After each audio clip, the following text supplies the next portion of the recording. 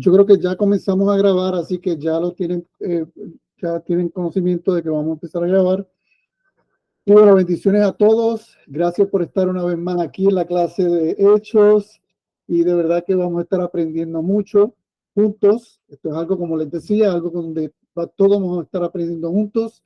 El material que estoy utilizando es el material titulado Acts o Hechos en inglés, que lo dirige el pastor Yu. Pastor Yu es uno de los teólogos de Christ Fellowship y ha desarrollado esta clase que él la tiene preparada para 8 semanas, pero yo voy a estar desglosándola y vamos a estar discutiéndola en 12 semanas.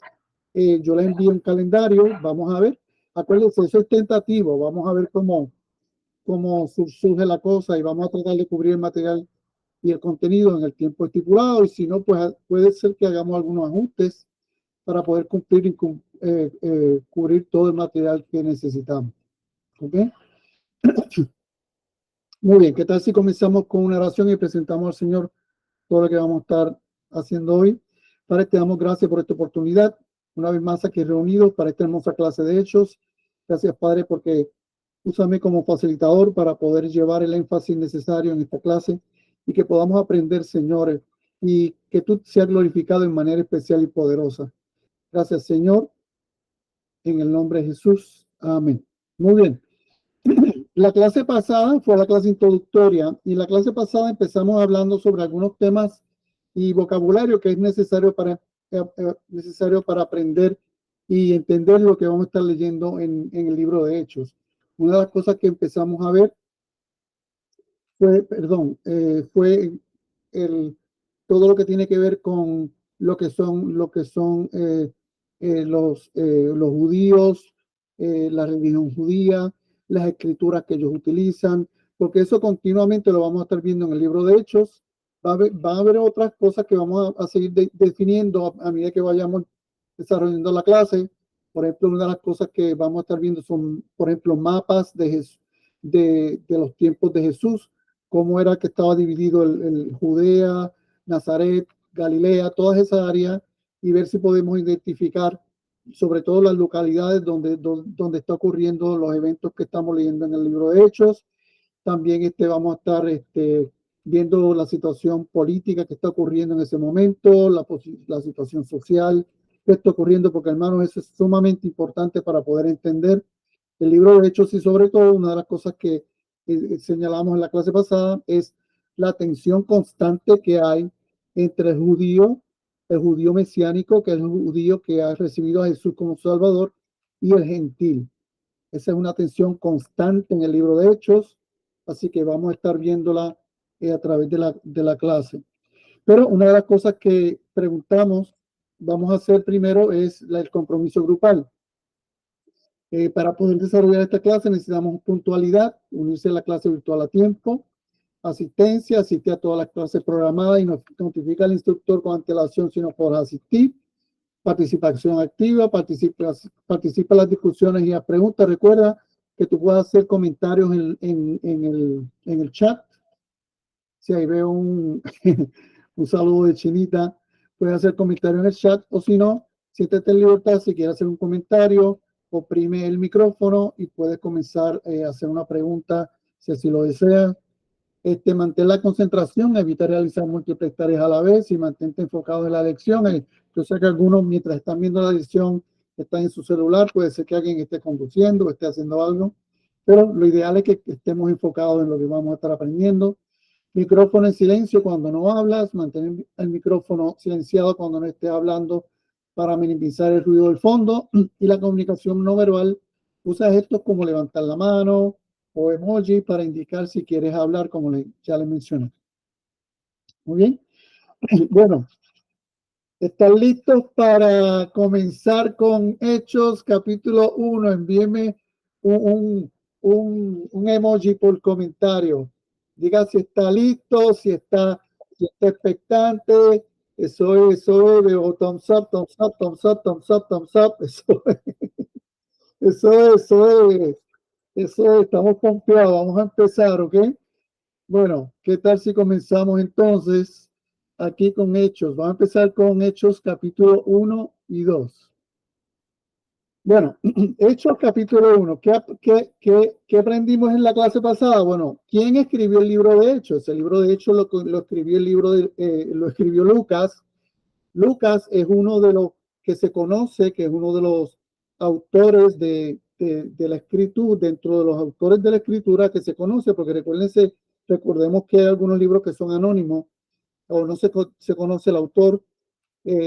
Pues sabemos que el libro de Hechos fue escrito por Lucas y el libro de Hechos es prácticamente una continuación del Evangelio de Lucas.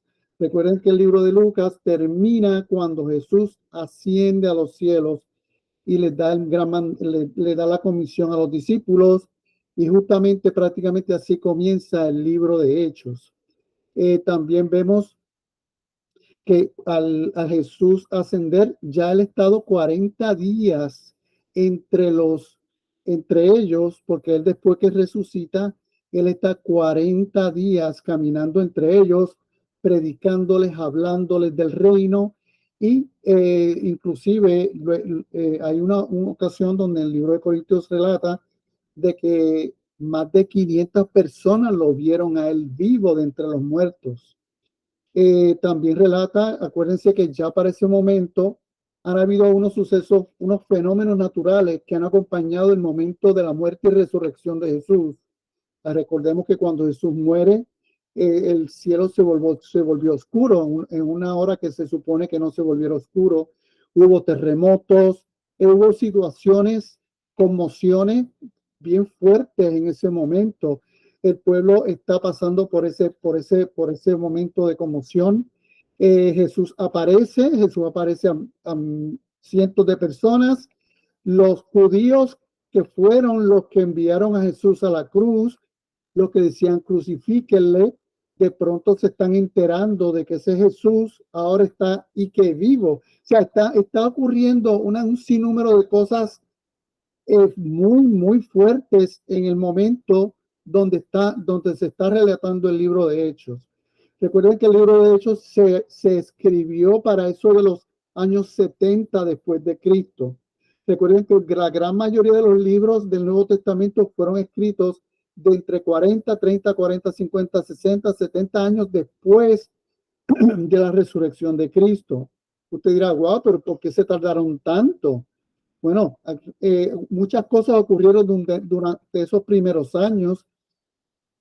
Ocurre la persecución a los apóstoles, ocurren muchas cosas que están ocurriendo donde nadie podía tener la comodidad de sentarse a escribir. No es hasta varios años que entonces ellos tienen de haber pasado por una persecución terrible, donde ellos tienen la oportunidad, el tiempo de sentarse a escribir. Y muchos de ellos, inclusive Pablo, desde la cárcel dictaba las cartas a los romanos y así sucesivamente. Así que ese es más o menos el preámbulo del libro de Hechos, cómo comienza, qué está ocurriendo en ese momento. Y bueno, estamos listos para empezar a leerlo. Como habíamos visto, el libro de Hechos, tanto el libro de Hechos como el de Lucas, fue escrito a Teófilo. Y Teófilo en griego significa amigo de Dios o el que ama a Dios. Así que Teófilo es como si el libro estuviera dirigido a nosotros que amamos al Señor. Así que dice aquí, dice, y Teófilo, en mi primer libro te relaté todo lo que Jesús comenzó a hacer y a enseñar. Muy bien. Es sumamente importante que estos evangelios fueron escritos para todo aquel que la pudiera leer. Ellos están pensando que no tan solo lo van a leer los que están allí presentes, sino que la idea es que esto lo pueda leer toda generación que pase después de ellos. Siempre es importante recalcar que los discípulos pensaban que la segunda venida de Jesús podía ocurrir en cualquier momento. Ninguno de ellos pensaba que iban a pasar 2000 años y que ahora en el 2024 nosotros estuviéramos leyendo esa carta. Ellos pensaban que en cualquier momento podría venir Jesús, pero ellos entendían y el Espíritu Santo los motivó a escribirle esas cartas porque ahí iban a estar plasmadas cosas sumamente importantes que ahora, al pasar de los años, pudiésemos entonces leer esa carta y entender todo lo que ocurrió en el momento en que Jesús caminó sobre la tierra. Y aquí Lucas comienza diciendo, en mi primer libro, se refiere al Evangelio de Lucas, que relaté todo lo que Jesús comenzó a hacer y enseñar. O sea, este es el segundo libro de Lucas, hasta el día en que fue llevado al cielo, o sea, el momento en que asciende, después de haberles dado a sus apóstoles escogidos instrucciones adicionales por medio del Espíritu Santo. Hermanos, mientras mientras el pastor Drew habla sobre el libro, una de las cosas interesantes que él comienza a decir es que este libro de Hechos se le conoce como Hechos de los Apóstoles, pero claramente este libro se pudo haber llamado Hechos del Espíritu Santo. Y recuerdo a Luigi, que fue uno de los que mencionó cuando preguntamos qué es lo que le motiva a estar en esta clase. Luigi mencionó, bueno, el Espíritu Santo es importante dentro de todo lo que se menciona aquí y cómo el Espíritu Santo se mueve en la iglesia. Y prácticamente todo lo que vemos en este libro es sobre cómo el Espíritu Santo se mueve a través de la iglesia. De hecho, la palabra Espíritu Santo aparece unas 50 veces en el libro de Hechos. ¿Ok? Así que, bueno, para comenzar, si este libro habla mucho de los hechos del Espíritu Santo, vamos a hacer un repaso de qué decía Jesús del Espíritu Santo. Todos sabemos que Jesús predijo su muerte, Jesús predijo su resurrección, pero Jesús también predijo que el Espíritu Santo habría de venir. ¿Ok? Así que todo esto ya fue predicho por Jesús antes de ir a la cruz. Y entonces vamos a ver qué Jesús dijo de su boca que era el Espíritu Santo, ¿verdad? ¿Qué expectativa les dejó a los discípulos? ¿Cómo describió Jesús al Espíritu Santo? Ahora vamos a ver versículos donde Jesús habló del Espíritu Santo. Dice en Lucas 11:13, el Espíritu Santo será dado por Dios cuando se lo pedimos, ¿ok? Primer punto, el Espíritu Santo será dado por Dios cuando se lo pedimos. Y aquí Jesús lo dice claro en Lucas 11:13, pues si ustedes aún siendo malos saben dar cosas buenas a sus hijos, ¿cuánto más el Padre Celestial dará el Espíritu Santo a quienes se lo pidan? O sea que aquí establece Jesús de boca, de su propia boca, que el Espíritu Santo será dado a cualquiera que se lo pida. ¿Ok? Claramente está establecido a través del mismo Jesús. Bueno, ¿qué más? El Espíritu Santo nos da una nueva vida, un nuevo nacimiento e inicia nuestra relación con Dios. Vean este momento cuando Nicodemo, escondido así de noche, se fue a preguntarle y enfrentar a Jesús. Y ahí Jesús le dice, te aseguro que quien no nazca de agua y de qué, del Espíritu, no puede entrar en el reino de Dios, respondió Jesús. Así que ya vimos que el propósito del Espíritu Santo también es darnos una nueva vida, un nuevo nacimiento e inicia nuestra relación con Dios. Es importante, hermano, que sepan que el plan de Dios siempre fue entrar a nuestro corazón, entrar a nuestro corazón. Yo recuerdo yo siempre doy el ejemplo de cuando tú tienes, yo por ejemplo, yo soy como maestro y doy clase a los muchachitos, y si yo hay un concepto que yo quiero explicarle y yo veo que yo le doy una vuelta, lo explico de una manera y lo explico de otra y lo explico de otra y el estudiante no me entiende el concepto, yo no sé quién a ustedes le ha dado con decir, pero es que me le quiero meter adentro al muchachito. Hermano, todo lo que enseñamos, ya sea, es más, cuando tú estás disciplinando a tu hijo y tú quieres que tu hijo entienda algo, tú dices que me le quiero meter adentro. Pues ese siempre fue el plan de Dios. El plan de Dios siempre fue meterse dentro del ser humano. ¿Por qué? Porque aún Jesús, cuando caminó sobre la tierra, tenía limitaciones. Piense que Jesús No pude estar presente cuando le cortaron el cuello a Juan Bautista. Piense que Jesús no pudo estar presente cuando murió Lázaro. O sea, Jesús tenía sus limitaciones físicas. Así que el plan de Dios no era que Jesús, en lugar de estar 40 días después de ascender, estuviera todavía por ahí caminando. No, no, no, no. De hecho, Jesús estuvo 40 días después de ascender. Y si hubiese estado 10 años más, los discípulos aún no entenderían lo que Dios le estaba diciendo. Jesús anduvo 3 años con los discípulos y ellos no entendían la mitad de lo que él decía. Jesús anduvo con ellos 40 días y hubo cosas que le dijo que vinieron a entender cuando el Espíritu Santo entra dentro de ellos. Por eso es tan importante y por eso siempre ha sido el plan de Dios entrar al corazón del hombre, ¿verdad? Así que luego otro importancia del Espíritu Santo. El Espíritu Santo satisface la sed espiritual de cualquiera que crea en Jesús. Dice en Juan 7, 37 al 38, Jesús dijo, si alguno tiene sed, que venga a mí y beba. De aquel que cree en mí, como dice la Escritura, de su interior brotarán ríos de agua viva. Hermanos, río, agua, la agua es la palabra. El Espíritu Santo está dentro de nosotros y el Espíritu Santo es el que nos ayuda, el que pone en nosotros el querer como el hacer.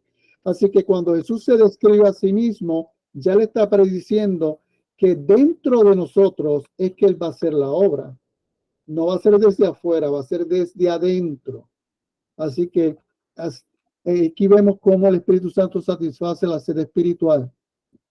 El Espíritu Santo es nuestro ayudador, consolador y nuestra guía. Dice en Juan 14, 16, y yo pediría al Padre y Él le dará otro consolador para que los acompañe cuando algunas veces en solamente los momentos más difíciles cuando tenemos problemas. No, dice yo pediría al Padre y Él les dará otro consolador para que los acompañe siempre. Si el Espíritu Santo está dentro de mí, pues está siempre conmigo. Y el Señor, el Espíritu Santo, no hace nada que Jesús no le diga. Así que el Espíritu Santo está en nosotros y el Espíritu Santo, de esa manera, el Señor nos acompaña siempre. El Espíritu Santo nos revela la verdad y en ocasiones nos avisa cosas que puedan acontecer. Dice en Juan 16, 12 al 13, muchas cosas me quedan aún por decirles que por ahora no podrían soportar. Eso se lo dice Jesús a sus discípulos. ¿Ven lo que le estoy diciendo? Hay cosas que Jesús le decía a los discípulos que él sabía, número uno, que no las entendían y otras que no las podían soportar. Pero cuando venga el Espíritu de la verdad, Él los guiará toda la verdad, porque no hablará por su propia cuenta, sino que dirá solo lo que oiga y les anunciará las cosas por venir. ¿Ok? Ahora, cuando dice anunciará las cosas por venir, no nos confundamos con lo que es adivinación o no tiene nada que ver con eso. Simplemente ya el Espíritu Santo va advirtiéndole sobre cosas que van por venir, y eso lo vamos a ver en un sinnúmero de ocasiones en el libro de Hechos, cuando el Espíritu Santo les va advirtiendo qué hacer, les va diciendo, en una ocasión ellos están encarcelados, el ángel le abre la cárcel, el ángel les da unas instrucciones, el Espíritu Santo dice unas palabras a través del profeta Gabo, dirigidas a Pablo, perdón, y así sucesivamente vamos viendo cómo el Espíritu Santo va guiando a cada uno de los apóstoles y lo hace también con nosotros. El propósito primordial del Espíritu Santo es de glorificar a Jesús y darlo a conocer. Hermano, esto es un área sumamente importante. El propósito primordial del Espíritu Santo es de glorificar a Jesús y darlo a conocer, hermanos. Yo no sé cuántos de ustedes nacieron en cuna pentecostal. Yo nací en cuna pentecostal. Y cuando nosotros que nacemos en esa cuna pentecostal, tú desarrollas lo que llaman un echo chamber, una cámara de eco, donde cuando se habla del Espíritu Santo, Se habla muchísimo del Espíritu Santo. Yo aprendí muchísimo a través de esa experiencia, pero también hay otras cosas que están completamente fuera de balance o fuera de control. El entendimiento completamente erróneo de lo que es el Espíritu Santo. Y aquí dice claramente que el Espíritu Santo es el propósito primordial es glorificar a Jesús. Una de las cosas que vamos a ver muy importantes en el libro de Hechos es cuando el Espíritu Santo llega a Pentecostés y lo hace a través de la manifestación de hablar en lenguas. Hablar en lenguas va a ser un tema, todo el tiempo se va a hablar de hablar en lenguas en el libro de Hechos, porque es una de las señales del Espíritu Santo y la manifestación del Espíritu Santo, que va a quedar claro y lo vamos a ver claramente que no necesariamente una persona que tiene el Espíritu Santo tiene que manifestar ese don, porque eso es un don, es un regalo. Hay quien lo tiene, hay quien no, y eso no significa que no tenga el Espíritu Santo dentro de ellos. Pero vamos a ver a través del libro de Hechos cómo la manifestación del Espíritu Santo es importante el conocer a Jesús. Y Pablo se enfrenta a los corintios precisamente con la situación del don de lenguas, porque la iglesia de Corinto llegó a un punto donde estaban completamente desordenados. Y él le aclara y le dice, en un momento, el espíritu se sujeta al profeta, número uno, y segundo, que no se pongan a hablar si no hay un intérprete. O sea, vamos viendo cómo el Espíritu Santo el propósito del Espíritu Santo es dar a conocer a Jesús y glorificar al Padre, ¿verdad? Dice en Juan 16, 14, 15, Él me glorificará porque tomará de lo mío y se lo dará a conocer a ustedes. Todo cuanto tiene el Padre es mío, por eso le dije que el Espíritu tomará de lo mío y se lo dará a conocer a ustedes. Muy importante, hermanos, muy importante. El propósito primordial del Espíritu Santo es de glorificar a Jesús. Recuerden que cuando veamos en breve el propósito que les dio Jesús cuando llegaran al aposento alto era que recibirían poder, y con ese poder iban a poder predicar con denuedo el evangelio a toda criatura. Y eso es lo que es importante dentro de la manifestación del Espíritu Santo en nosotros. El resto de la escritura también habla del Espíritu Santo como una persona eterna. Dice en Hebreos 9:14, cuanto más la sangre de Cristo, que por medio del Espíritu eterno se ofreció sin mancha a Dios, purificará nuestra conciencia de las obras que conducen a la muerte, a fin de que sirvamos al Dios viviente. Claramente desde el Génesis ya se habla del Espíritu Santo. El Espíritu Santo caminaba, se movía sobre las aguas. O sea, el Espíritu Santo está presente en todas las escrituras y estamos claros de su condición eterna. El Espíritu Santo gradualmente nos transforma para parecernos a Jesús, y esta es otra área sumamente importante del Espíritu Santo en nosotros. Así dice en 2 Corintios 3:18, así todos nosotros que con el rostro descubierto reflejamos como un espejo la gloria del Señor, somos transformados a su semejanza con más y más gloria por la acción de ¿quién? Del Señor, que es el Espíritu. Así que el Espíritu Santo, una vez en nosotros, va a irnos transformando conforme la imagen de Jesucristo. Y esto, hermanos, hasta que lleguemos a la tumba, esto es un proceso de todos los días. El Espíritu Santo nos llena de la presencia del Señor, dándonos el poder para hacer la voluntad de Dios. Y una de las áreas donde se ha yo diría, magnificado la manifestación del Espíritu Santo, es sobre todo en el área del poder, ¿verdad? Que no puede, también es evidente que lo vamos a ver en Hechos, cómo el Espíritu Santo se mueve con poder, no tan solo con el denuedo que le da a los apóstoles, sino a través de milagros, a través de maravillas. O sea que el Espíritu Santo aún hace milagros en este tiempo para manifestar la gloria de Jesús y dar a conocer lo poderoso que es el Señor. Dice en Hechos 2:4, todos fueron llenos del Espíritu Santo y comenzaron a hablar en diferentes lenguas según el Espíritu les concedía expresarse.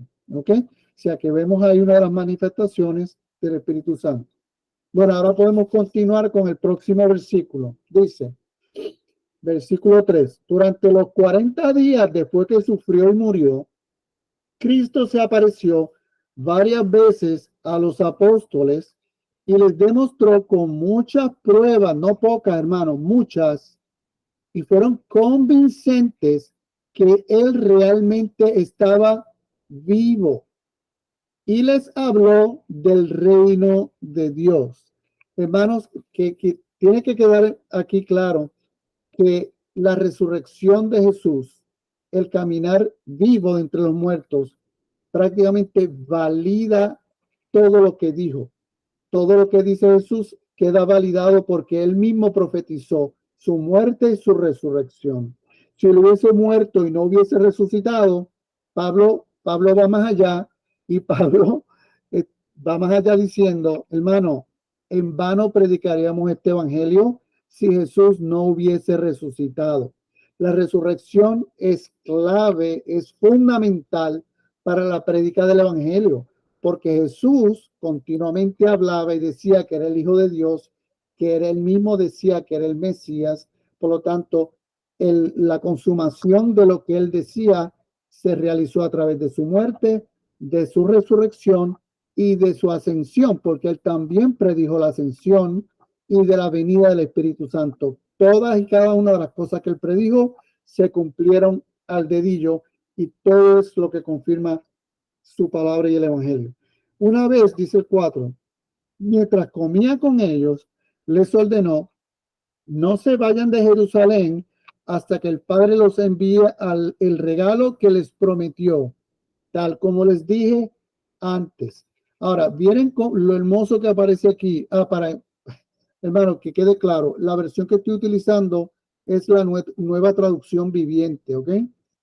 Dice, una vez mientras comía con ellos, les ordenó, no se vayan de Jerusalén hasta que el Padre les envíe el regalo que les prometió, tal como les dije antes. O sea, que está claramente estableciendo, esto no es nada nuevo, no es que se lo estoy diciendo ahora de la nada, no, ya se los había dicho.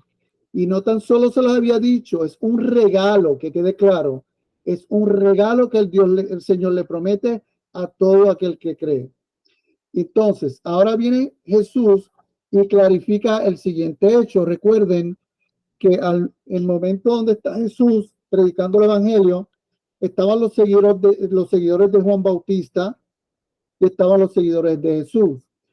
Una de las cosas que van a ir descubriendo a través mientras leemos el libro de Hechos, es que habían unos fieles seguidores de Juan Bautista, aún después de su muerte.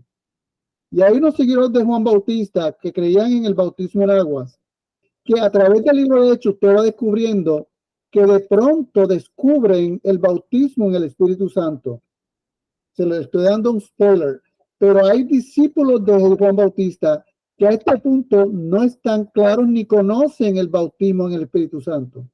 Así que por eso es claramente aquí Jesús les establece claramente, no le estoy hablando solo del bautismo en agua, porque Juan bautizaba con agua, pero en unos cuantos días ustedes serán bautizados con el Espíritu Santo. O sea que aquí Jesús establece claramente una distinción entre uno y el otro. Entonces luego dice, así que mientras los apóstoles estaban con Jesús, le preguntaron con insistencia, Señor, ¿ha llegado ya el tiempo de que liberes a Israel y restaure nuestro reino? Hermana, que usted tiene que decir a ese comentario de los discípulos, cuénteme, que usted dice. Jesús le está hablando de la promesa del Espíritu Santo y ellos prácticamente como que lo interrumpen ahí y vienen y le preguntan con insistencia, pero, está bien Jesús, ok, pero, ¿cuándo vas a librar a Israel? ¿Cuándo vas a librar a Israel? O sea, ustedes están viendo que aún los discípulos están con esa desesperación de saber cuándo se va a librar Israel. Dice Luigi, aún esperaban un Mesías como David, guerrero y rey terrenal. Es cierto, o sea, ellos no estaban, inclusive, claro, después de estar 3 años con Jesús, lo ven haciendo milagros, lo ven haciendo maravillas, y de pronto dice, caramba, Jesús, pero ¿cuándo vas a terminar con este imperio romano que nos tiene, ¿cuándo vas a terminar? O sea, ven cómo Jesús tiene una intención, tiene unos planes, le está comunicando algo, pero se encuentra con el choque de unos discípulos que solo piensan en salir del cautiverio de los romanos. Bien el choque.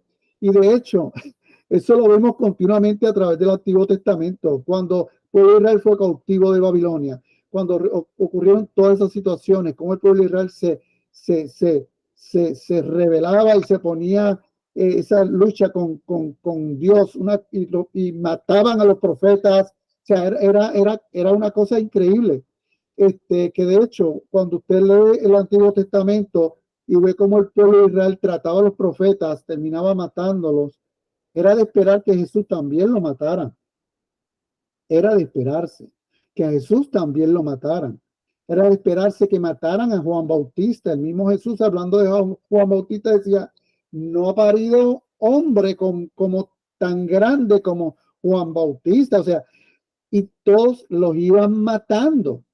Así que, en cierta manera, cuando usted ve las actitudes, el comportamiento del pueblo de Israel con los que son enviados de Dios, realmente el hecho de que sea Jesús el que los liberte no va a hacer mucha diferencia eventualmente en el trato del pueblo de Israel con quien sea que viniera a libertarles.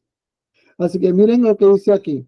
Pero recibirán poder cuando el Espíritu Santo descienda sobre ustedes y serán mis testigos y le hablarán a la gente acerca de mí en todas partes. Volvemos hermanos al punto importante aquí. ¿Para qué el Señor dice que reciben el Espíritu Santo?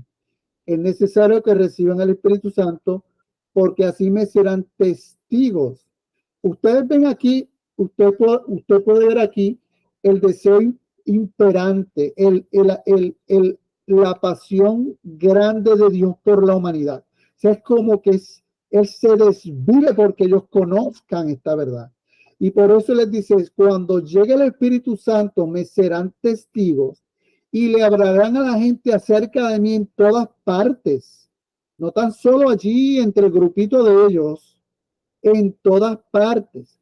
En Jerusalén, por toda Judea, en Samaria, que de hecho, hermanos, me puse a hacer un research, una búsqueda de por qué en aquel entonces había esa disputa entre judíos y samaritanos. Encontré un video maravilloso que te explica de una manera magistral cómo históricamente y por qué históricamente ocurre ese odio de los judíos y ese roce entre judíos y samaritanos, con una salvedad. A mí no me afecta en absoluto, pero el video es de un curita. Es un hermano católico, un padre católico, pero hermanos, hay un video de YouTube que te explica, pero te digo de una manera magistral, el hecho histórico de por qué los samaritanos y los judíos se odiaban. Cualquiera de ustedes que le interese y no le afecte, el que el curita esté dando la explicación y tenga 2 o 3 imágenes detrás, usted me dice, yo se las envío. Pero en términos de la enseñanza de este señor es magistral, como estoy explicando a través de la historia por qué ocurre esta lucha entre los samaritanos y judíos. Pero justo ahí, fíjense cómo Jesús les dice a ellos, usted no se va a quedar aquí en Jerusalén predicando este evangelio, le van a hacer por toda Judea, en Samaria, hasta los lugares más lejanos de la tierra. ¿Cómo no? Se lo voy a enviar. Si usted no se ofende, no se lo voy a enviar. Pero el padre tiene una explicación que yo nunca había escuchado tan clara de la situación entre los samaritanos y los judíos. Entonces, Chinita, que me faltó el punto 7. ¿A qué te refieres? ¿Al versículo 7?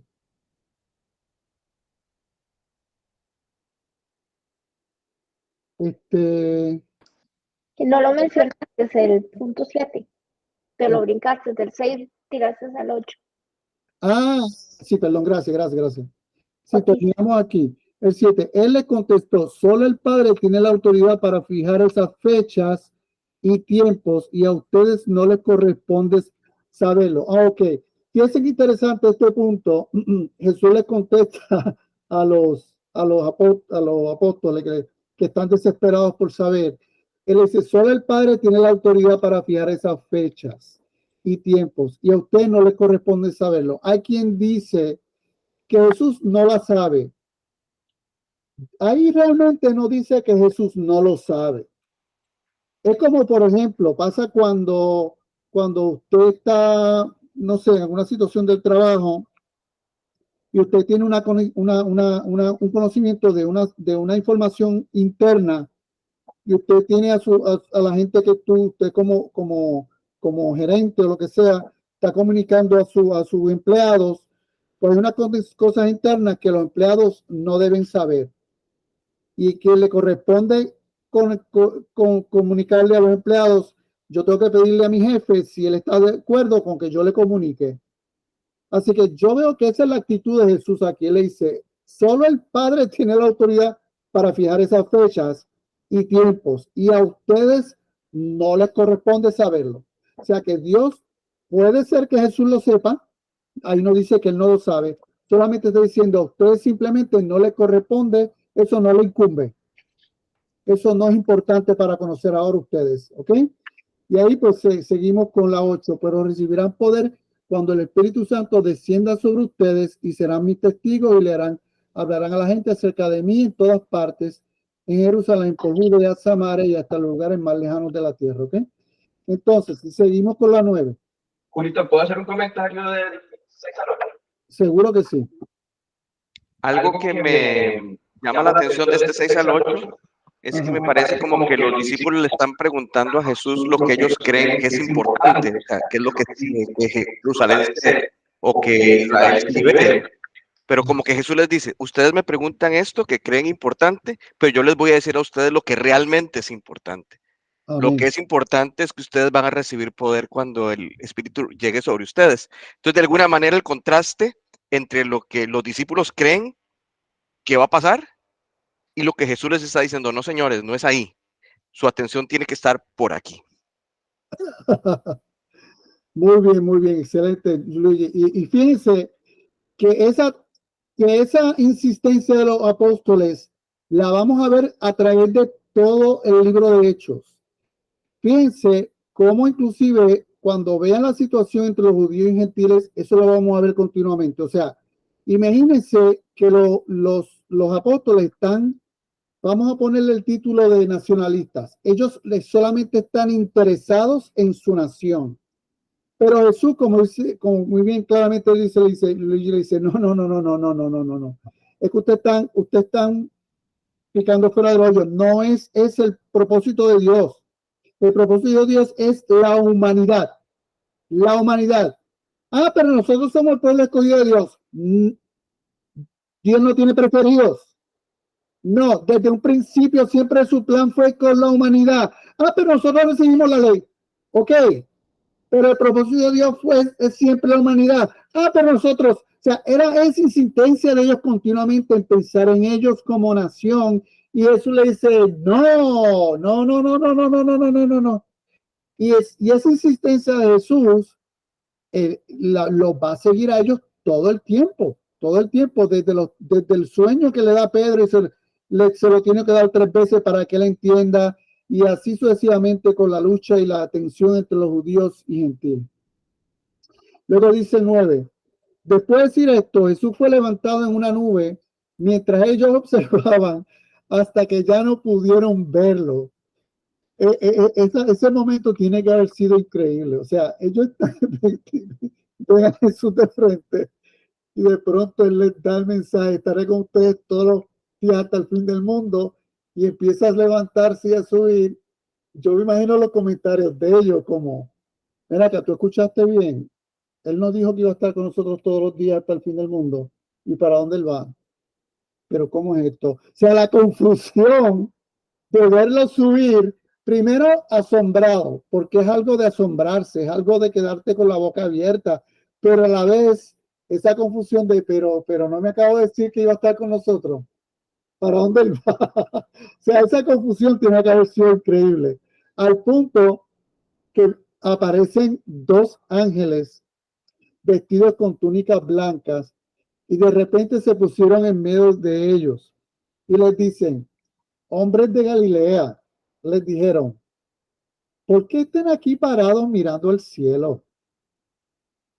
Jesús fue tomado de entre ustedes y llevado al cielo, pero un día volverá al cielo de la misma manera en que lo vieron irse.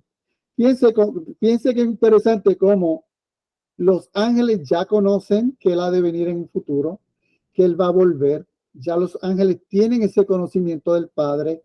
El Padre le permitió a los ángeles comunicárselo, pero en cierta forma era una manera de consolarle y repetirle lo que ya Jesús le había dicho a cada uno de ellos que estaban allí viendo lo que pasaba. Entonces, vamos a ver cuándo Jesús predijo su ascensión. Y vamos a ver los versículo por versículo, cómo Jesús predijo que Él iba a ascender. Todos sabemos que Jesús les predijo que iba a morir, pero Jesús también les predijo que iba a ascender. Dice aquí, en Juan 6:62. Miren, de hecho, miren el tono con que Jesús les pregunta. Ven acá, muchacho, acá entre ustedes y yo, ¿qué tal si ustedes vieron al Hijo del Hombre subir a donde antes estaba? Jesús mirando, mostrando una reacción. Ven acá, ¿qué tal si ustedes me vienen a mí subir esos cielos y salir de aquí volando? ¿Qué usted cree? ¿Qué usted creen de eso?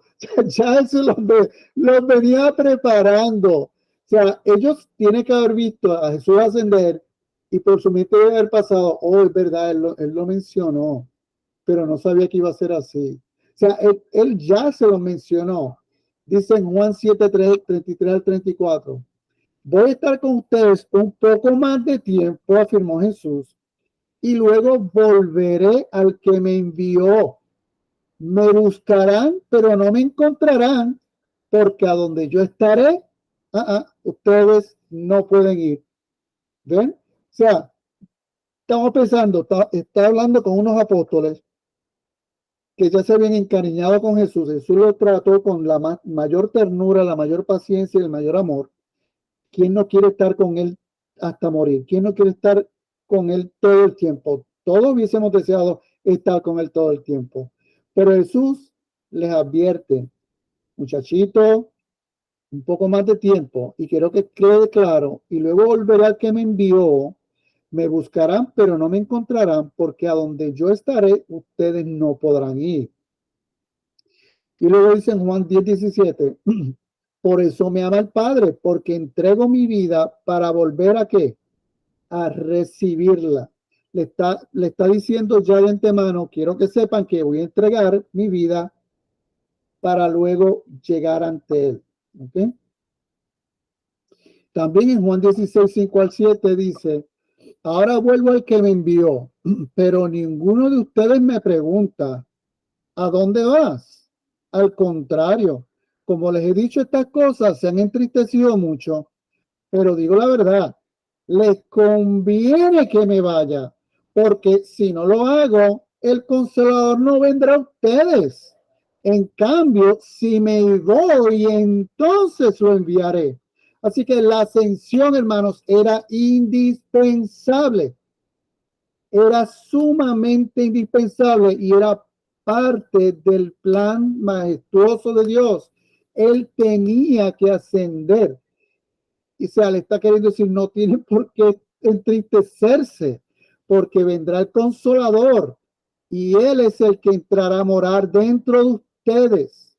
Y entonces ya yo desde adentro les voy a estar dando las instrucciones. Ya no voy a estar desde afuera como lo he hecho con ustedes hasta ahora. No, no, no. Lo voy a hacer desde adentro de ustedes. ¿Ok? Es como si se pusiera un audífono y ahí el Señor le estuviera diciendo instrucciones, un teleprompter. Él dice, voy a estar dentro de ustedes. Así que, muchachos, más vale que me vaya. Más vale que me vaya. Porque de hecho, si me quedo más tiempo con ustedes, puedo quedarme 5 o 10 añitos más, la vamos a pasar muy bien. Voy a hacer milagros delante de ustedes, voy a seguirle enseñando cositas, pero créanme, se le va a entrar por aquí y se le va a ir por acá. Así que más vale que me vaya. Es necesario que llegue ante la presencia del Señor, porque solo así llegará el Espíritu Santo. Bueno, ¿qué confirma la ascensión de Jesús? Vamos a ver ahora qué confirma el hecho de que Jesús haya ascendido. Dice en Hechos 2, 32 al 36. La ascensión confirma que Jesús es el Señor, el Cristo, y es la cabeza de la iglesia. Dice en Hechos, a este Jesús Dios lo resucitó y de ello todos nosotros somos testigos. Exaltado a la derecha de Dios y habiendo recibido del Padre el Espíritu Santo prometido, ha derramado esto que ustedes ahora ven y oyen. David no subió al cielo, y sin embargo declaró, dijo el Señor a mi Señor, siéntate a mi derecha hasta que ponga a tus enemigos por debajo de tus pies. Por tanto, que todo Israel esté bien seguro de que este Jesús, a quien ustedes crucificaron, Dios lo ha hecho Señor y Cristo. Y esto lo vamos a ver luego en la prédica de Pedro, la primera prédica de Pedro, cuando justamente después de recibir el Espíritu Santo. Esto es parte de la maravillosa prédica de Pedro. Y aquí él habla cómo la ascensión confirma que Jesús es el Señor, el Cristo y la cabeza de la iglesia. ¿Qué más confirma la ascensión de Jesús? La ascensión permite que el Espíritu Santo pueda ser enviado a nosotros, tal y como dice en Juan 16:7. Pero digo la verdad, les conviene que me vaya, porque si no lo hago, el Consolador no vendrá a ustedes. En cambio, si me voy, se lo enviaré. La ascensión también permite que el Señor esté con nosotros todo el tiempo, dice en Mateo 18:20, porque donde 2 o 3 se reúnen en mi nombre, allí estoy yo en medio de ellos. Así que vemos cómo la presencia del Señor se puede sentir no tan solo adentro, sino afuera. Adentro del Espíritu Santo entra mi corazón, pero cada vez que nosotros nos reunimos, ahora mismo que estamos compartiendo la palabra, el Espíritu Santo está en medio de nosotros. Y así está la presencia de Dios, no solo adentro, pero también afuera. Adentro del Espíritu Santo y la presencia del Señor cada vez que 2 o más se reúnen en su nombre. Mateo 28:20. Y les aseguro que estaré con ustedes siempre hasta el fin del mundo. Efesios 4:10. El que descendió es el mismo que ascendió por encima de todos los cielos para llenarlo todo. Mire qué interesante. Vamos a leer eso de nuevo. ¿Para qué ascendió Jesús a la diestra del Padre? Siempre recuerden que el hecho de que Jesús esté a la diestra del Padre a veces nos trae esa confusión, sobre todo los que nacimos en iglesias tradicionales, de que Dios está arriba. Y casi siempre tenemos la tendencia a mirar a Dios que está arriba. Dios está arriba, Dios está en los cielos, lo cual es cierto. Pero hay una realidad que a veces se nos escapa, y es que Él está en nosotros y entre nosotros. Así que por eso es importante que la ascensión de Dios, a quien dice, pero si Jesús ascendió es para quedarse allá arriba a la diestra del Padre. No, la ascensión de Jesús implica que Él está a la diestra del Padre, pero eso permitió que ahora el Espíritu Santo morara entre nosotros y morara en nosotros.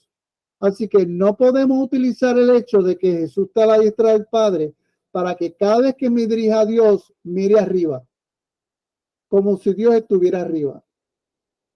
No, Él asciende a la derecha del Padre, pero es con el propósito de que ahora el Espíritu Santo more en nosotros y Dios more y se manifieste entre nosotros. ¿Por qué? Porque dice claramente que su ascensión permitió que ahora Él pueda llenarlo todo. Vuelvo y lo leo. El que descendió es el mismo que ascendió por encima de todos los cielos. ¿Para qué? Para llenarlo todo. Miren qué interesante. Si Él no asciende, no lo llena todo. Cuando Él asciende, lo llena todo. Vuelvo y repito. Si Él no asciende, no lo llena todo. Cuando asciende, lo llena todo. Fíjense que cuando Jesús, mientras está en la tierra, una de las cosas que menciona, por ejemplo, una de las cosas que él hace es el desenmascarar a Satanás. Hasta ese punto, inclusive en algunos de los religiosos, se pensaba que tanto lo bueno como lo malo, todo venía de Dios. No había una definición clara de hasta qué punto las cosas eran de Dios o las cosas eran de Satanás. Al punto que cuando ven a Jesús haciendo todos estos milagros, los mismos fariseos, supuestamente conocedores de la ley, decían entre ellos que Jesús hacía los milagros a través de Beelzebú. Y Jesús les aclara, no, ustedes están equivocados. Es que un reino no puede prosperar si se divide. ¿Cómo voy a estar yo echando fuera demonios a través de un espíritu maligno, a través de Satanás? No. ¿Cómo puedo estar haciendo estos milagros? O sea, Jesús, una de las cosas que aclara es eso, pero también una cosa que aclara es que Satanás es el príncipe de este mundo. Pero cuando Jesús lo dice, está en la tierra. Satanás es el príncipe de este mundo. Pero ¿qué hizo Jesús al morir en la cruz? Derrotar la muerte. ¿Qué hizo Jesús al resucitar? Derrotar al enemigo, derrotar la muerte. ¿Qué hizo al ascender? Ahora está a la diestra del Padre y ahora está en todo para llenarlo todo. Satanás está derrotado. Se le quitó la llave de la muerte, se le quitó la llave, perdón, de hecho, déjeme corregir eso de quitó la llave de la muerte, porque eso a veces tiene connotaciones que no se entienden claras, porque cada vez que decimos, de hecho, eso yo lo adquirí en la iglesia tradicional, pensar que Satanás tenía la llave, como si Satanás tuviera el control de abrir y cerrar el infierno, pero no.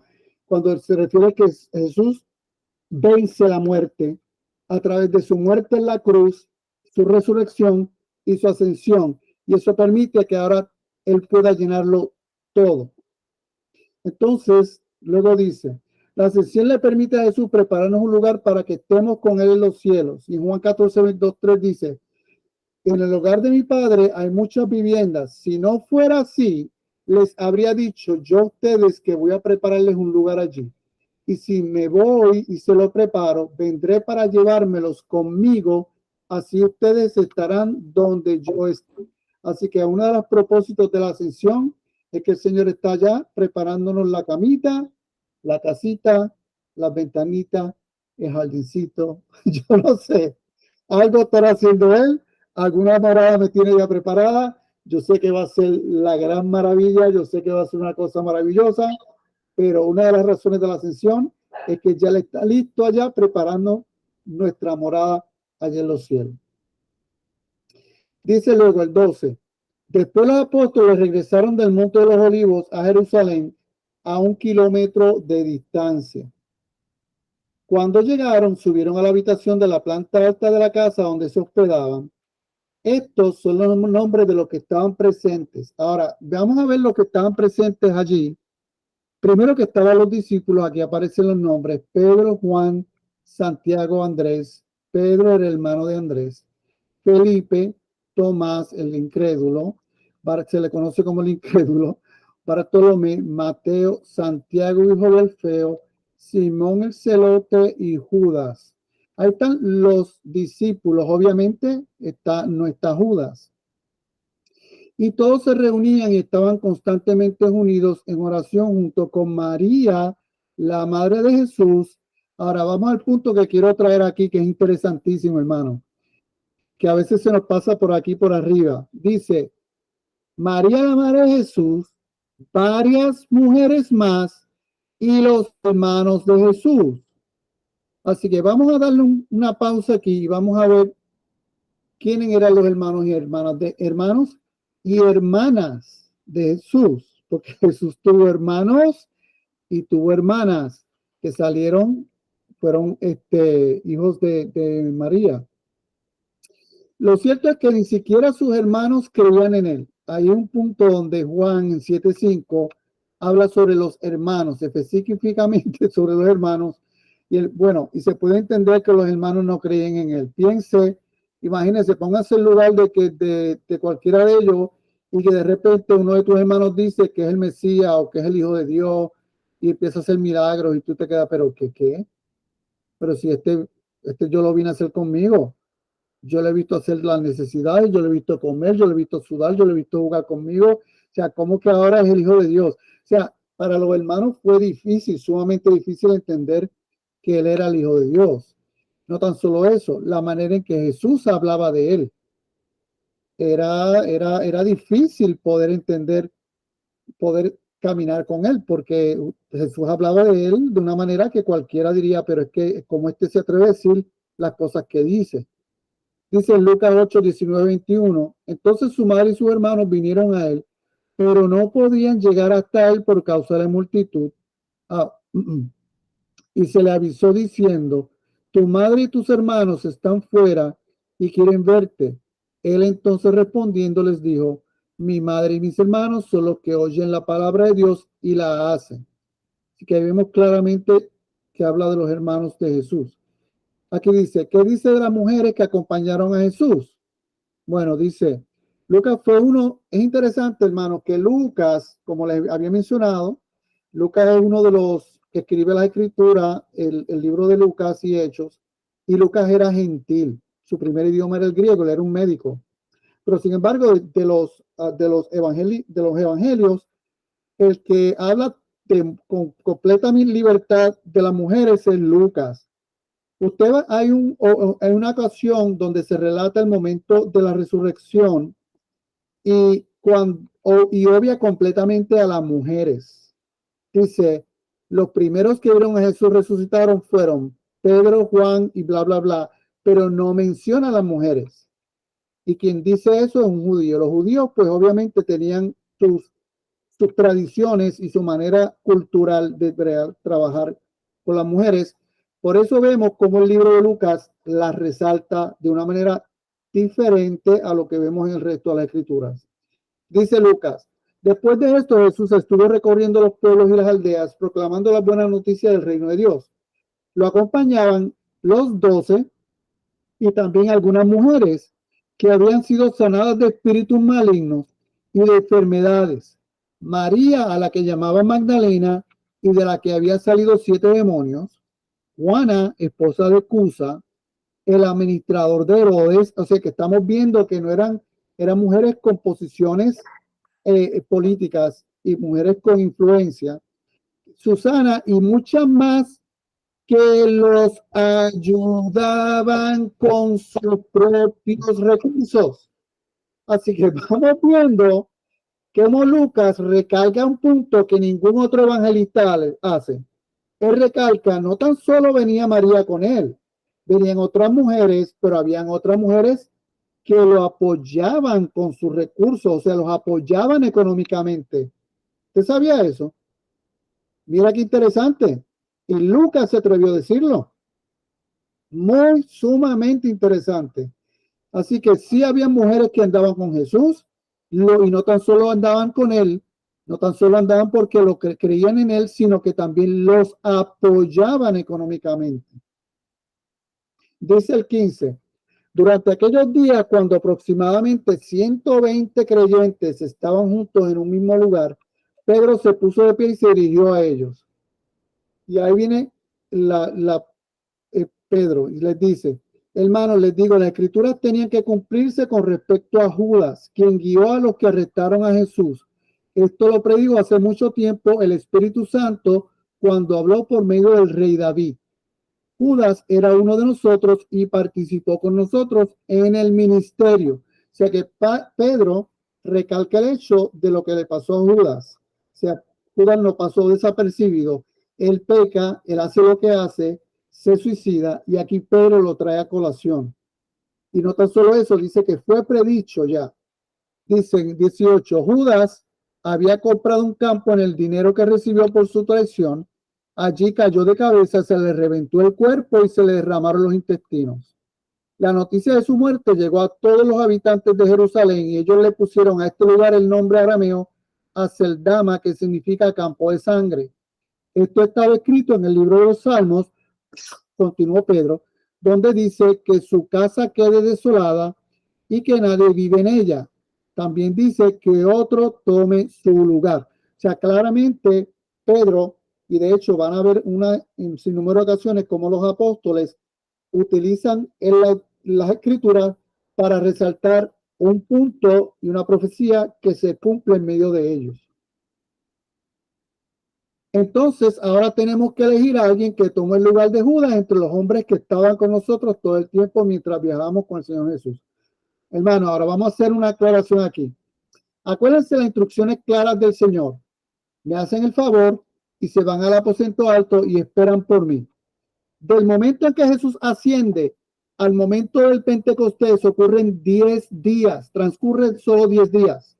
En esos 10 días se supone que ellos esperaran, pero no. Se les ocurrió de pronto decir, vamos a buscar a otro que sustituya a Judas. Muy bien, usted dirá, bueno, pues está bien, eso lo pudimos haber hecho nosotros, eso lo pudo haber hecho eso, tiene total validez. Pero vamos al punto luego, vamos de nuevo a este punto para que vean algo importante. Desde el día en que Juan lo bautizó hasta el día en que fue tomado de entre nosotros, el que se haya elegido se unirá a nosotros como testigo de la resurrección de Jesús. Todo suena muy bien. Yo estaría de acuerdo con Pedro. Vamos a buscar a alguien, pero no puede ser cualquiera. Tiene que ser uno que lo sustituya y tiene que haber visto la resurrección. Vamos bien hasta ahí. Así que propusieron a dos hombres, a José, a quien llamaban Barsabás, también conocido como Justo, y a Matías. Dos eran posibles candidatos. Después todos ellos oraron, oh Señor, tú conoces cada corazón, muéstranos a cuál de estos hombres has elegido. Así que esperaríamos que Dios le contesta, que Dios puede ser audiblemente a través de una profecía y les diga textualmente, quiero a fulano. ¿Qué dice el próximo versículo? Como apóstol, elegido como apóstol para que tome el lugar de Judas en este ministerio, porque él nos ha abandonado y se ha ido al lugar que le corresponde. Pero entonces, ¿qué dice el versículo 26? El Señor le contestó, el Señor le habló audiblemente, alguien le profetizó, no. Entonces echaron suertes y Matías fue elegido para ser apóstol con los otros 11. Pregunta que me hago. Matías, ¿aparece en algún momento después de ese momento relatado en Hechos? ¿Se hace alguna mención de Matías en algún otro momento? ¿Qué pudo haber pasado con el otro candidato? ¿El otro candidato se enojó? ¿El otro candidato se fue molesto? ¿El otro candidato continuó siguiéndolos? Matías, fíjense que no aparece, no se habla nada más de Matías. De ahí en adelante. Ahora, le pregunto a usted ahora, ¿usted cree que Dios ya tenía ese candidato listo? ¿Qué usted cree? ¿Usted cree que Dios tenía ese candidato ya listo? Y que si ellos hubiesen esperado esos 10 días hasta la llegada del Espíritu Santo, ¿no cree que se apresuraron? Seguro se apresuraron. Seguro que se apresuraron. Seguro se apresuraron. ¿Ese lugar le corresponde a quién? Al Señor. No. Hay alguien que le corresponde el lugar del discípulo número 12. ¿A quién es?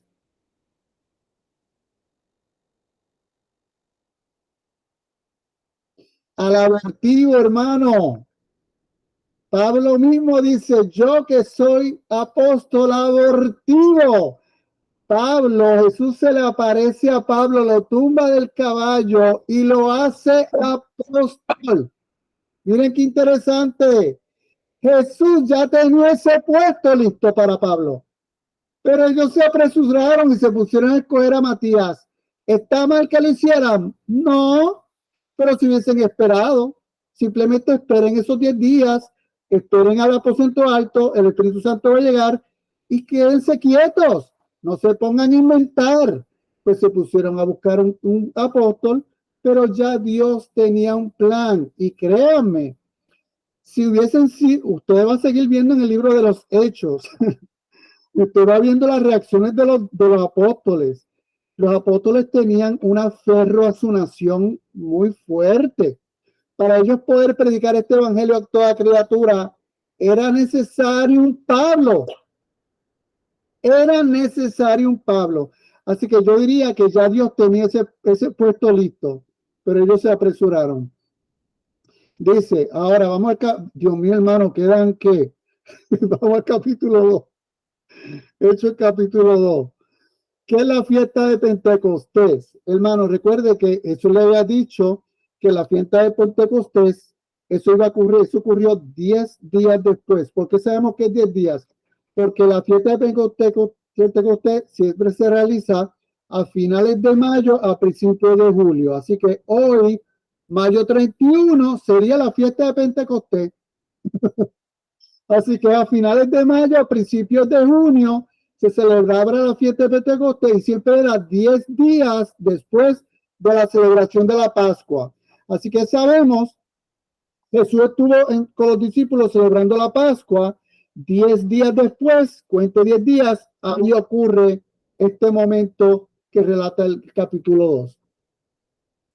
Era una fiesta judía que se celebraba anualmente entre finales de mayo y principios de junio a 50 días, perdóneme, 50 días después de la celebración de la Pascua. Dije 10, no, 50. Resulta que sí, porque obviamente muere Jesús, camina sobre la tierra 40 días, asciende después de los 40 días, a eso me refería, serían 10 años después de la ascensión. Vuelvo.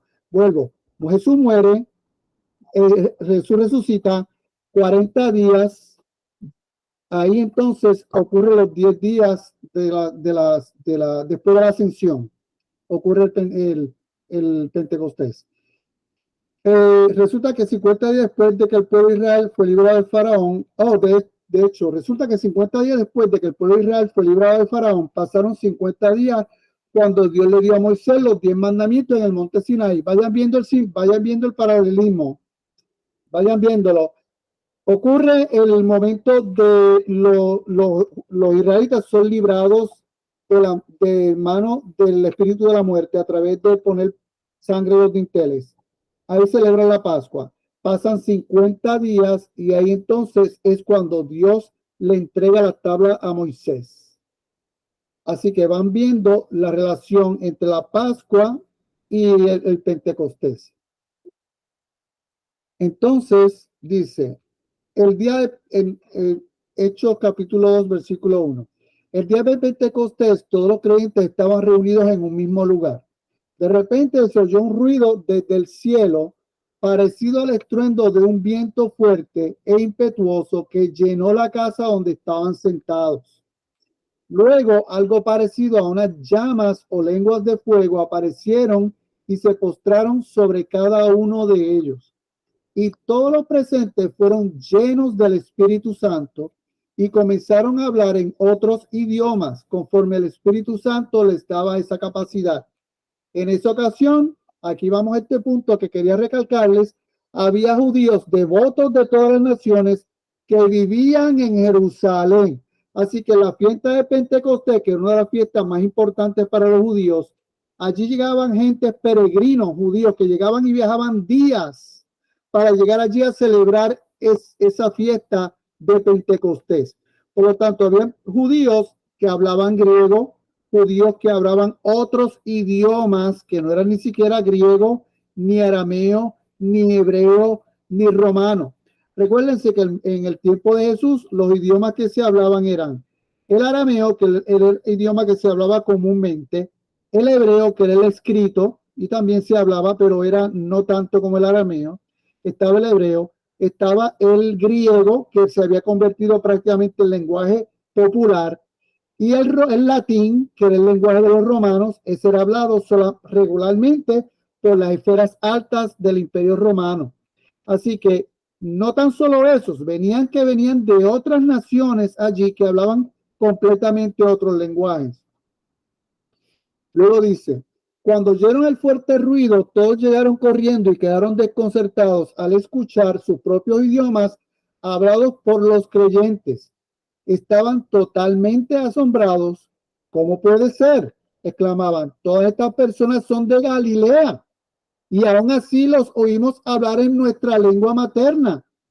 O sea, si está hablando de que él reconocían los que eran de Galilea, porque habían judíos que venían de otras secciones que hablaban otros idiomas, al ver lo que ocurría quedaron confundidos. Dice el 9, aquí estamos nosotros, partos, medas, elamitas, gente de Mesopotamia, Judea, Capadocia, Ponto, de la provincia de Asia, de Frigia, Panfilia, Egipto y de las áreas de Libia alrededor de Cirene, visitantes de Roma, tanto judíos como convertidos al judaísmo. ¿Recuerdan lo que les dije?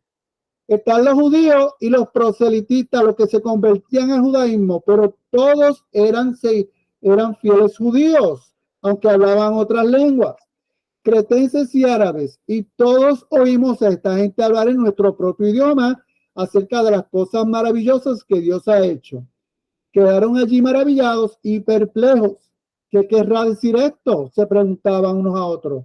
Pero otros entre la multitud se burlaban de ellos diciendo, solo están borrachos, eso es todo. Entonces Pedro dio un paso adelante junto con los otros 11 apóstoles y gritó a la multitud, escuchen con atención todos ustedes, compatriotas judíos y residentes de Jerusalén, no se equivoquen, estas personas no están borrachas como algunos de ustedes suponen. Las 9 de la mañana es demasiado temprano para emborracharse. No, lo que ustedes ven es lo que el profeta Joel predijo hace mucho tiempo, hermano, y esto es hermoso, hermano. Como Pedro recuerda ese momento en el libro de Joel y textualmente de su boca comienza, no dice ahí que él tenía el rollo en la mano y lo empezó a leer, no, él lo dijo de memoria. Esto es maravilloso, hermano. Dice, en los últimos días, dice Dios, derramaré mi espíritu sobre toda la gente. Sus hijos e hijas profetizarán, sus jóvenes tendrán visiones y sus ancianos tendrán sueños. En estos días derramaré mi espíritu aún sobre mis siervos, hombres y mujeres por igual, y profetizarán. Y haré maravillas arriba en los cielos y señales abajo en la tierra. Recuerden, durante todo este periodo ocurrieron terremotos, el sol se oscureció. Todo esto empezó a ocurrir durante ese momento. El sol se oscurecerá y la luna se pondrá roja como la sangre antes de que llegue el grande y glorioso día del Señor. Pero todo el que invoque el nombre del Señor será salvo. Así que Pedro cita a Joel en esta maravillosa profecía y luego continúa, pueblo de Israel, escucha, Dios públicamente aprobó a Jesús de Nazaret al hacer milagros poderosos, maravillas y señales por medio de él, como ustedes bien saben. Pero Dios sabía lo que iba a suceder y su plan predeterminado se llevó a cabo cuando Jesús fue traicionado. Con la ayuda de gentiles sin ley, ustedes lo clavaron en la cruz y lo mataron. Es interesante como él menciona a los gentiles, quieren decir, los gentiles no se salvaron. O sea, los gentiles también fueron responsables, tanto los gentiles a través de Pilato y el Imperio Romano, como ustedes, ambos se confabularon y ambos lo mataron.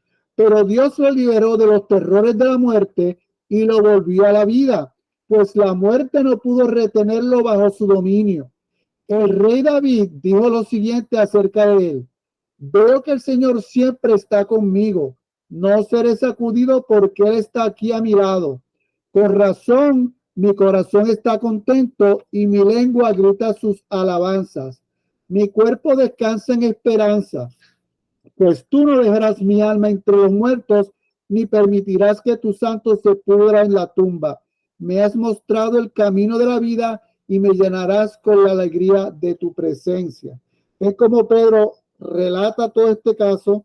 Y hermano, es muy interesante cómo, ustedes no sé si sabían, pero a nivel histórico, una de las situaciones que ha llevado al pueblo de Israel a ser perseguido, sobre todo por Hitler y toda esta persecución horrible y holocaustos, era el hecho de que al pueblo de judío se le adjudicaba la muerte de Jesús y prácticamente le adjudicaban la responsabilidad de la muerte de Jesús a los judíos. Pero miren cómo en este discurso Pedro claramente dice, no fueron solo ellos, que quede claro, se confabularon los judíos con los gentiles. O sea, nadie está exento de haber llevado a Jesús a la cruz.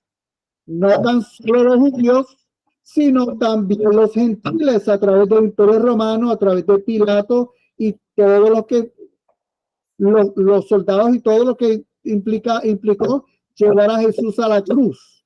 ¿Ok? Entonces luego dice, me has mostrado el camino de la vida y me llenarás con la alegría de tu presencia. Yo hice un brinco aquí raro. Perdón, aquí. Queridos hermanos, ¿qué hace esto aquí? No sé qué hace esto aquí. Queridos hermanos, a todos los creyentes se dedicaban a las enseñanzas de los apóstoles, la comunión fraternal. Ay, hermano, ¿qué pasó aquí? Ok. Porque él murió. Ay, hermano, no sé qué es esto. Estoy tratando de sacarlo de aquí porque no me deja. Ok. Vuelvo aquí. Pueden estar seguros de que el patriarca David no se refería a sí mismo porque él murió, fue enterrado y su tumba está todavía aquí entre nosotros. Pero él era un profeta y sabía que Dios había prometido mediante un juramento que uno de los propios descendientes de David se sentaría en su trono. David estaba mirando hacia el futuro y hablaba de la resurrección del Mesías. Miren qué interesante, cuando Pedro habla de todas las evidencias de la escritura sobre el Mesías, dice, él decía que Dios no lo dejaría entre los muertos, ni permitiría que su cuerpo se pudriera en la tumba.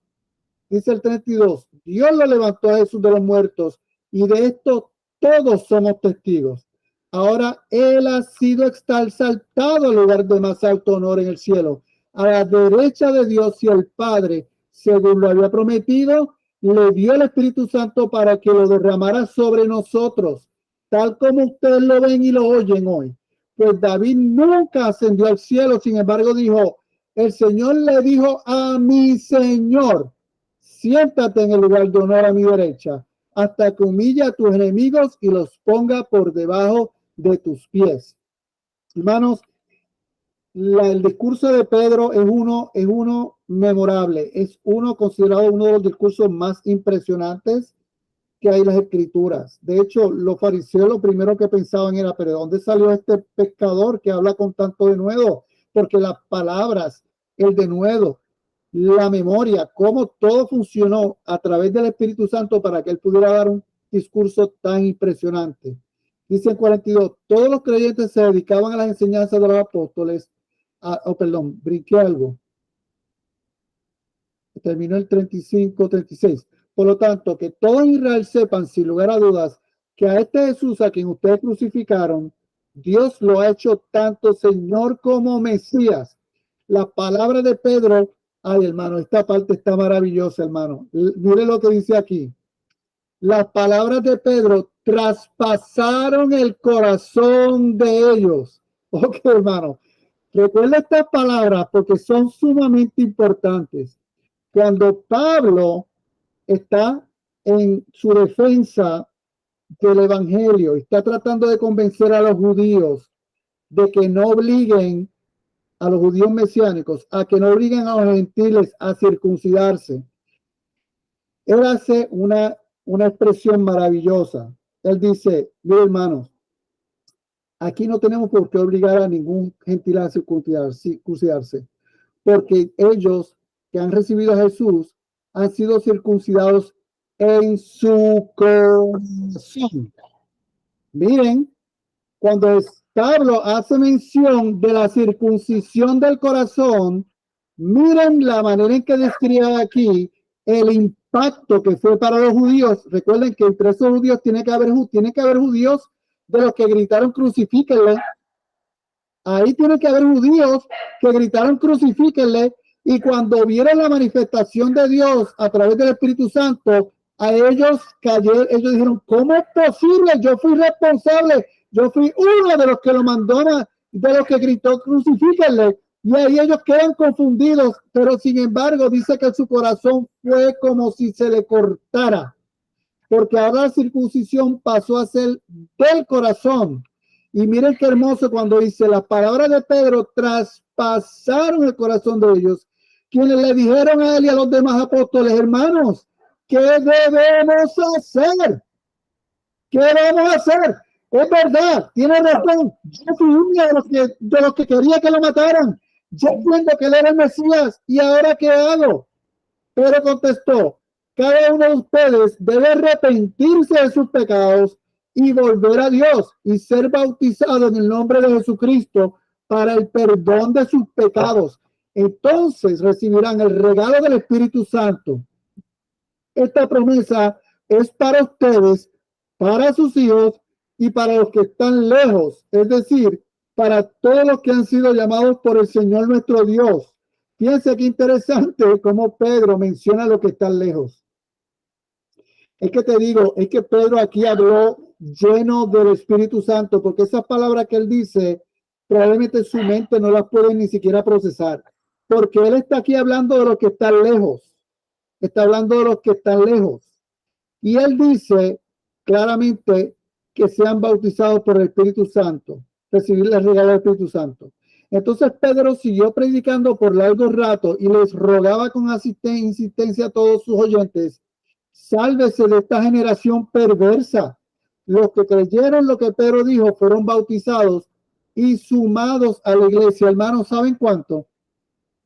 Como 3,000 en total. Estamos hablando de que un grupo inmenso se convierte al Señor. Dígame, por aquí, sí, José, cuéntame. Tal que los 3,000 que se salvaron ese día reemplazaron los 3,000 que perdieron su vida en el monte cuando Dios trató a esa gente que hicieron la rebeldía en la, ¿cómo se dice? Cuando hicieron el ídolo. Murieron 3,000 ese día cuando bajó Moisés, que tenían que morir por lo que hicieron. Y que estos 3,000 que se salvaron reemplazaron esos 3,000 que se perdieron. José, eso está súper interesante. Cuando hacemos el paralelismo con Moisés y lo que ocurrió aquí, es verdad. Allá murieron miles y aquí entonces nacen miles. Wow. Hermano, por eso es tan interesante siempre hacer ese paralelismo entre lo antiguo y lo que está ocurriendo en este momento en Hechos. Muchas de estas cosas han sido ya predichas, no tan solo predichas. Cuando usted ve el antiguo, usted va a empezar a ver delineado todo esto.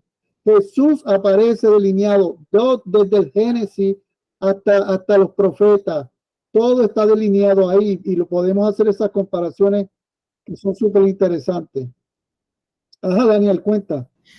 Sí, no, yo también escuchaba ese argumento y lo interesante también es que las fechas coinciden, las fechas conmemorativas coinciden porque eso que sucedió, ¿no?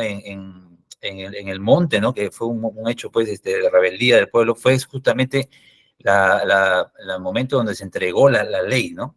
Y Pentecostés precisamente celebraba esa fecha, ¿no? O sea que tiene mucha relación. Interesante. Wow. Sí. Wow, tremendo, José y Daniel. Yo nunca había escuchado eso, pero está súper interesante.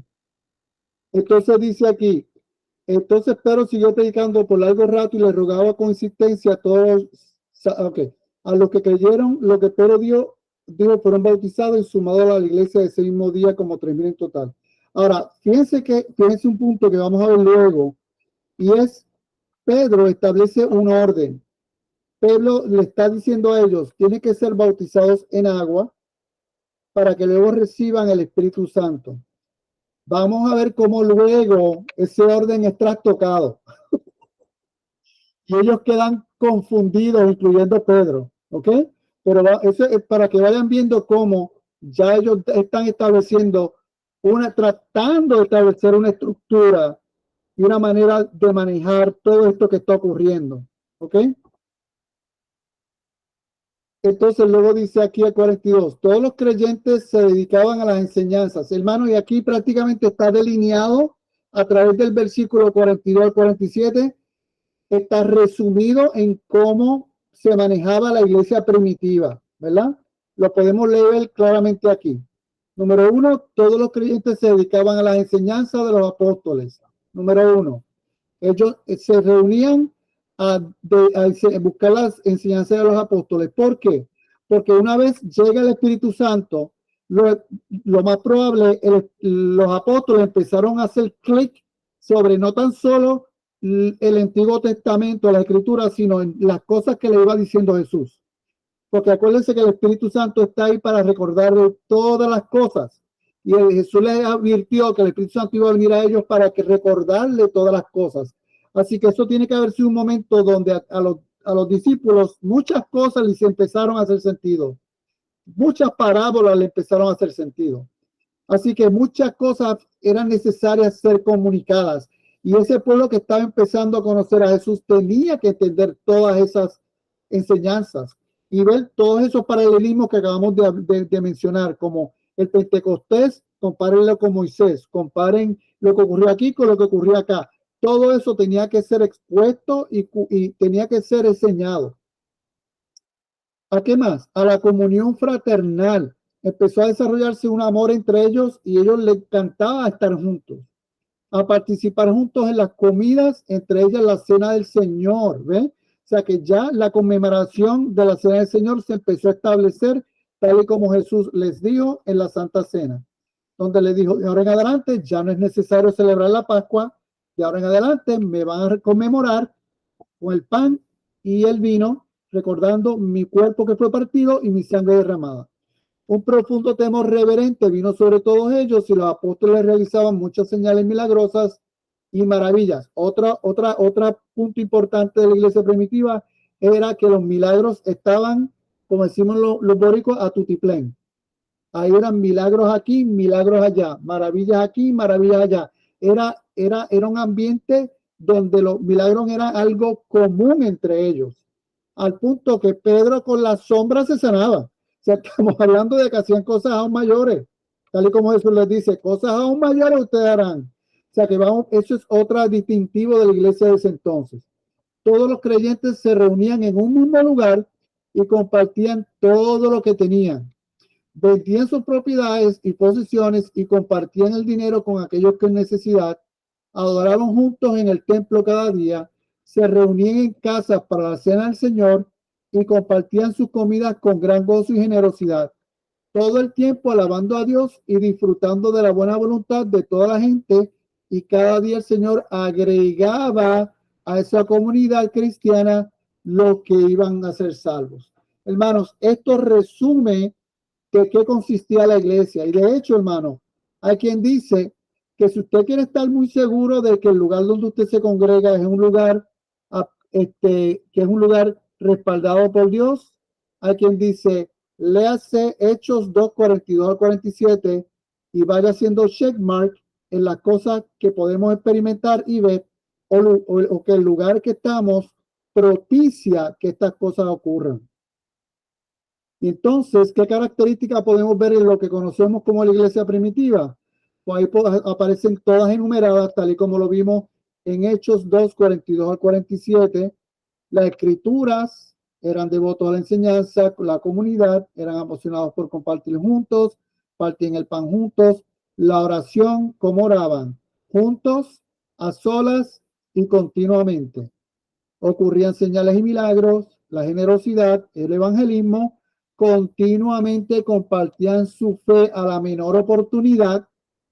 La adoración, se ganaba el favor de los que le rodeaban, o sea que la iglesia se ganaba el favor de los que rodeaban. Fíjense, dice claramente que las personas que les miraban, les admiraban y sobre todo les respetaban como personas dignas de imitar y experimentaban crecimiento. Esos son puntos importantes que usted puede, que hay quien los utiliza como check marks para decir dónde estoy, dónde me estoy congregando, se cumple con estos o se propicia para que esto ocurra.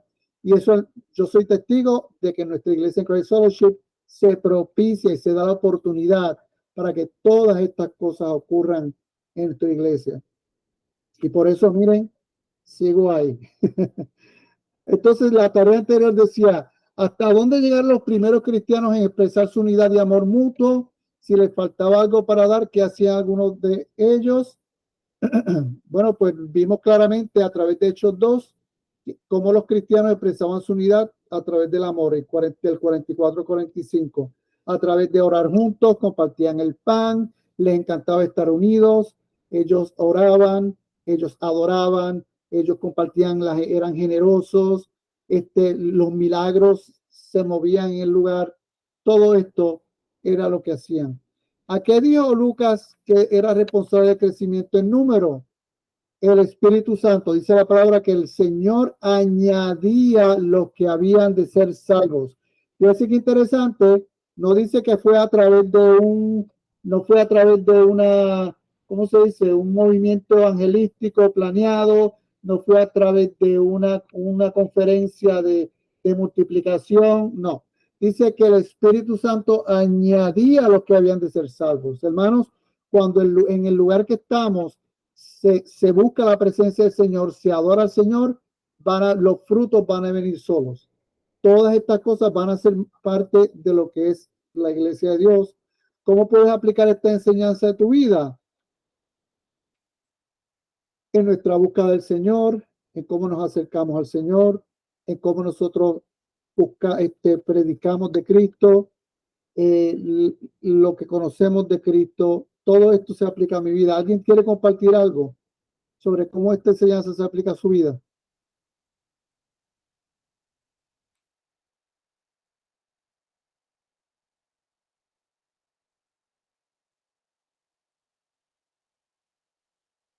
El hecho capítulo 1 y 2, algo que le haya hablado a su vida.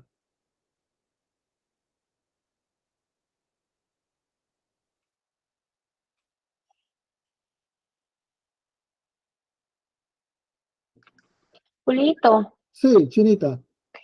yo creo, ¿verdad? Que lo que he aprendido en Hechos es fascinante y es entender que nos movemos en lo sobrenatural porque el Espíritu Santo es sobrenatural, es algo difícil de comprender, pero solo el que ha experimentado, el que lo ha recibido, el que ha sido lleno, entiende que Dios nos llena de esa manera tan increíble a través de su Espíritu Santo. Yo creo que es una manera donde uno abre nuestros ojos espirituales y empieza a entender las cosas de otra forma mucho más profundo de lo que antes se entendía.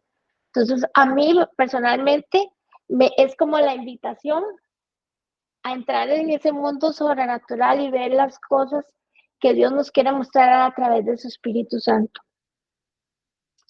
Amén, amén. Gracias, Chinita. Gracias. Gracias por compartir. Estoy muy de acuerdo contigo y apoyo todo lo que dices. Estoy completamente de acuerdo. Leer el libro de Hechos, sobre todo estos 2 capítulos, nos da una clara visión de que el Espíritu Santo está en nosotros, listo para hacer obras maravillosas, que tenemos que confiar en Él para que Él nos dirija. Y sabemos que a través del Espíritu Santo podemos ser guiados y el Señor nos puede ayudar a seguir adelante. Así que ya tienen de tarea leer los capítulos del 3 al 5 del libro de Hechos para la próxima clase. Y esta sería la pregunta de la tarea que fueron descubriendo de los apóstoles a medida que el Espíritu Santo se movía entre ellos. ¿En qué consistía la predicación del Evangelio en la iglesia primitiva? y qué oportunidad les dio Dios a los judíos para conocer que Jesús era el Mesías. ¿Ok? Así que les dejo esas preguntas y aquí está bueno, y ya entonces daremos por terminada la clase. Ya son me extendí por 10 minutos. Así que bueno, déjenme terminar la grabación.